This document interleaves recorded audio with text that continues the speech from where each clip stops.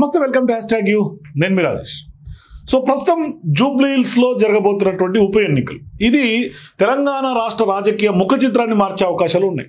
ఇప్పటికే సీఎం రేవంత్ రెడ్డి స్పష్టంగా కొంత లిట్మస్ టెస్ట్ అని, నాదే బాధ్యత అంటూ కూడా ఆయన చెప్తున్నారు. ఖచ్చితంగా గెలుపు ఫిక్స్ అన్న కాన్ఫిడెన్స్ ఆయన కనిపిస్తున్నారు. మరోవైపు బీఆర్ఎస్ పార్టీ కూడా సిట్టింగ్ స్థానాన్ని కాపాడుకునే లక్ష్యంతో ముందుకెళ్తూ ఉన్నారు. సరే, ఇక్కడ ట్రయాంగిల్ ఫైట్ అవుతుందా, లేదంటే కనుక బీజేపీ రేస్లో ఉందా, డిపాజిట్ కూడా రాదన్నది సీఎం రేవంత్ రెడ్డి చెప్తున్నారు. మరి ఇవన్నీ చూస్తే ఇక్కడ కాంగ్రెస్ కానీ ప్రతిపక్ష బీఆర్ఎస్ బీజేపీ పార్టీలు హేమీలు అయితే మాత్రం రాష్ట్ర నాయకులు, కొంత కేంద్ర మంత్రులు ప్రచారంలో హోరెత్తిస్తూ ఉన్నారు. గల్లీలు బస్తీల్లో కూడా తిరుగుతున్నటువంటి సందర్భాలు ఉన్నాయి. ఇక ప్రచారానికి కూడా ఆఖరి ఘట్టానికి చేరుకుంది. అయితే పెద్ద ఎత్తున వందల సంఖ్యలో నేతలందరూ కూడా, అంటే మంత్రులు, ఎమ్మెల్యేలు, కార్పొరేషన్ చైర్మన్లు, ఇట్లా మొత్తం స్టేట్లో ఉన్నటువంటి క్యాడర్ అంతా, అన్ని పార్టీల క్యాడర్ లీడర్లు అందరూ జూబ్లీలో తిష్టి వేసుకున్నారు. సో వాళ్ళందరూ కూడా డోర్ టు డోర్ ప్రచారం ఇప్పటికే 1-2 సార్లు చేసేశారు. ఒక రకంగా చెప్పాలంటే వాళ్ళందరినీ చూసి అక్కడ వేస్తున్నటువంటి వేషాలను చూసి ప్రజలే ఆశ్చర్యపోతున్నటువంటి సందర్భాలు ఉన్నాయి. ఇప్పుడు చివరాఖరి ఘట్టం ప్రచారం అయిపోయిన తర్వాత పోల్ మేనేజ్మెంట్ చాలా క్రూషియల్ మారే అవకాశాలు ఉంటాయి. 9-10 తారీఖుల్లో కొంత ప్రలోభాలకు కూడా ఛాన్స్ ఎక్కువగా ఉంటుంది. ఎవరు నగదు ఎక్కువ వంచితే వాళ్ళకి కొంత మూడ్ మారే అవకాశాలు ఉన్నట్టుగా రాజకీయ వర్గాల ప్రచారం జరుగుతుంది. మరి అది ఎంతవరకు సాధ్యమవుతుంది? ఎందుకంటే ఈసీ చాలా కఠినంగా వెళ్తోంది. ఇప్పటికే అన్ని రాజకీయ పార్టీలకు సంబంధించినటువంటి ఇళ్లలో సోదాలు కూడా నిర్వహిస్తోంది. కాబట్టి అటువంటికి మాక్సిమం ఛాన్స్ ఉండే అవకాశాలు లేవు. ఎందుకంటే వాళ్ళు అంత పకడ్బందీగా ఎన్నికలు నిర్వహిస్తూ ఉన్నారు. అయితే ఇట్లా సందర్భాల్లో ప్రతి ఓటు కూడా చాలా కీలకమైనటువంటి నేపథ్యంలో ఎంతో ఆరాటంగా ప్రతి ఒక్క ఓటుని వాళ్ళు తమ వైపు తిప్పుకునే ప్రయత్నం చేస్తారు. ఏ ఒక్క ఓటును కూడా ప్రత్యర్థికి పోవద్దని ప్రతి ఒక్కరూ భావిస్తూ ఉన్నారు. అయితే ఇప్పుడు జూబ్లీ హిల్స్ లో గెలవాలంటే గెలుపు లెక్కలేంటి, ఎన్ని ఓట్లు రావాలి? ఎందుకంటే ప్రస్తుతం జరుగుతున్నటువంటి ఈ యొక్క ఉప ఎన్నిక అర్హులైనటువంటి ఓటర్లు చూస్తే ఇక్కడ మనకి 4 లక్షల పైచిలకు ఓటర్లు ఉన్నారు. ఇక్కడ ఇందులో కొత్త ఓటర్లు, పాత ఓటర్లు కలుపుకుంటే 4 లక్షల ఓటర్లు. అయితే ఇప్పుడు సహజంగా చూస్తే మన సిటీలో నమోదయ్యే ఓటింగ్ శాతం ఇప్పటిదాకా ఏ అసెంబ్లీ ఎన్నికల్లో తీసుకుంటే కూడా 50% మించి పోలవల, అంటే 50% కంటే కూడా తక్కువగానే పోలవుతోంది. 50% దాట్ల. మరి ఈసారి పార్టీల ప్రయత్నాలన్నీ కూడా ఎక్కువగా పోలింగ్ జరుగుతుంది అనే నమ్మకంతో చేస్తున్నారు. 50% పోలింగ్ కనుక నమోదైతే ఆల్మోస్ట్ 4 లక్షల్లో 2 లక్షల ఓటర్లు మనకు ఓటు చేసినట్టుగా భావించాలి. ఏది 50% ఓటు చేస్తేనే, ఈ 50% ఓటు కనుక చేస్తే 2 లక్షల ఓట్లు పోలైనట్టుగా మనం భావించాలి. మరి వాటిల్లో మరి సగం అంటే 1,00,000 ఓట్లు. మరి ఏ అభ్యర్థి గెలవాలన్నా 1,00,000 ఓట్లు ఖచ్చితంగా రావాల్సిందే. ఈ 1,00,000 ఓట్లు వస్తేనే గెలుపు సాధ్యం. మరి 1,00,000 ఓట్లు ఎట్లా ఒడిసి పట్టాలి? ఇది చాలా కీలకమైనది. అందుకని ఇప్పుడు ఇక్కడ గెలుపు లెక్కలు ఏంటంటే 1,00,000 ఓట్లు లక్ష్యంగానే, 1,00,000 ఓట్లు టార్గెట్ గానే ఇప్పుడు అభ్యర్థులందరూ కూడా ముందుకు కదులుతా ఉన్నారు. ఎందుకంటే 4 లక్షలు ఉన్నటువంటి నియోజకవర్గంలో 50% కూడా పోలింగ్ అయ్యే పరిస్థితులు కనిపించట్లేదు. ఎవ్రీ టైం అవ్వలేదు. ఈసారి ఖచ్చితంగా అందరినీ కనుక పోలింగ్ బూత్ వరకు తీసుకురాగలిగితే 50 దాటుతుంది. ఒకవేళ దాటినా కూడా 2 లక్షల పైచిలకు రావాలి. మినిమం 1 lakh దాటితే తప్ప ఖచ్చితంగా గెలిచే అవకాశాలు లేదు.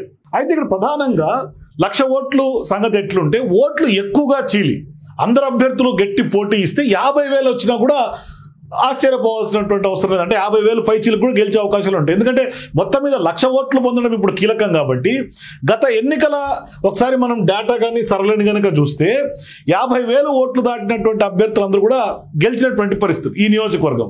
ఎందుకంటే 50K ఓట్స్, ఇది కీలకం.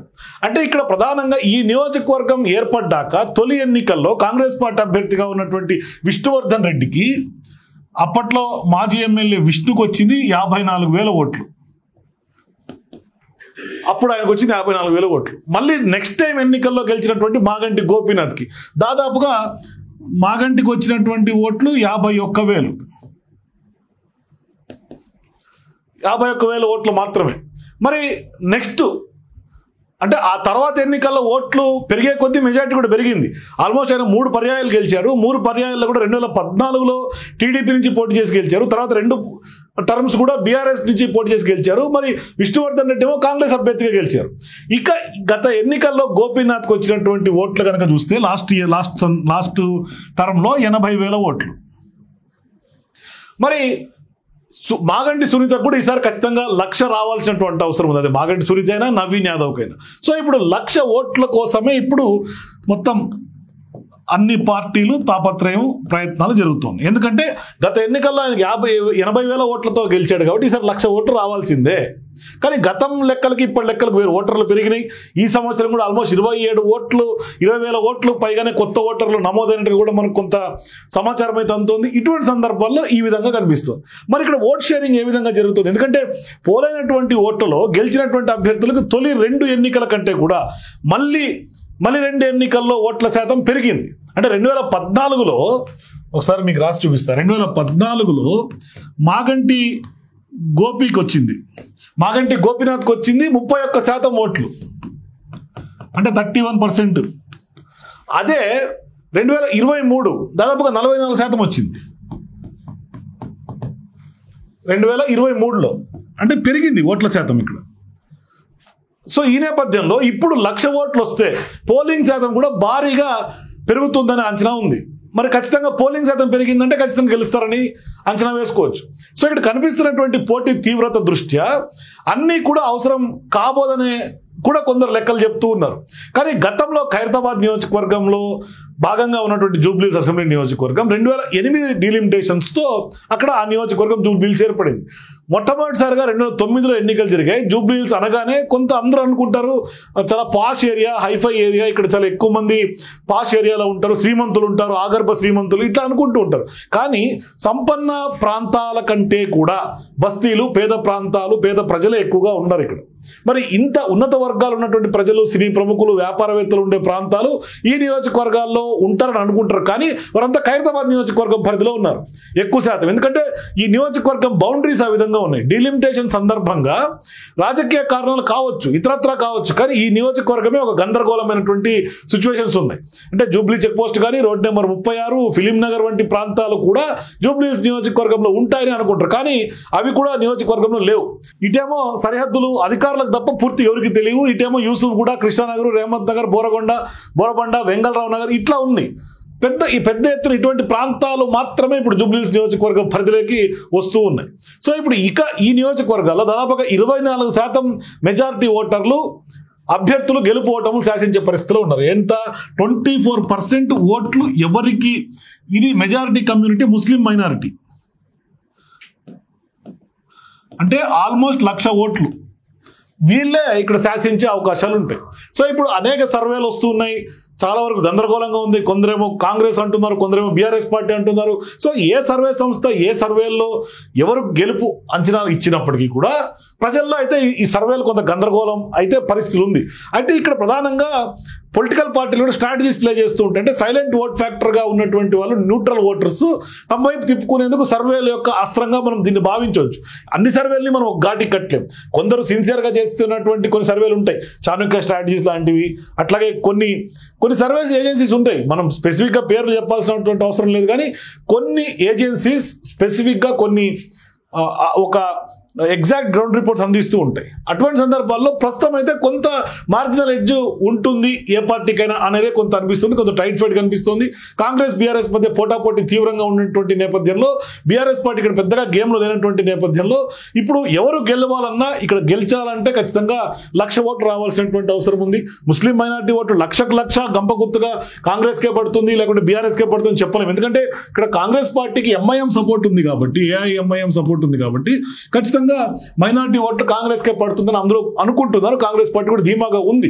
కానీ బీఆర్ఎస్ కూడా కొంత స్ప్లిట్ అయ్యే అవకాశాలు ఉంటాయి. అంటే ఈక్వల్ గానే కొంత స్ప్లిట్ చేసుకునే అవకాశాలు ఉంటాయి రెండు పార్టీలు, కాంగ్రెస్ వర్సెస్ బీఆర్ఎస్. ఇక్కడ మరి ఈ 1,00,000 ఓట్లు కూడా స్ప్లిట్ అయ్యి రెండు పార్టీలకు వెళ్తే ఇతర యాదవ్ ఓట్లు కానీ, బీసీ ఓట్లు కానీ, లేదంటే కనుక ఇతర సామాజిక వర్గ ఓట్లు కూడా కీలకంగా మారే అవకాశాలు ఉంటాయి. సో ఏది ఏమైనా 4 లక్షల ఉన్నటువంటి ఓటర్లు ఉన్నటువంటి ఈ నియోజకవర్గంలో 1,00,000 ఓటర్లు దాటితేనే, ఆ 1,00,000 ఓట్లు సాధిస్తేనే గెలుపు సాధ్యమవుతుంది. సో ఈ 1,00,000 ఓట్ల కోసం పార్టీ అభ్యర్థులు కొంత ప్రయత్నాలు చేస్తున్నారు ముమ్మరంగా.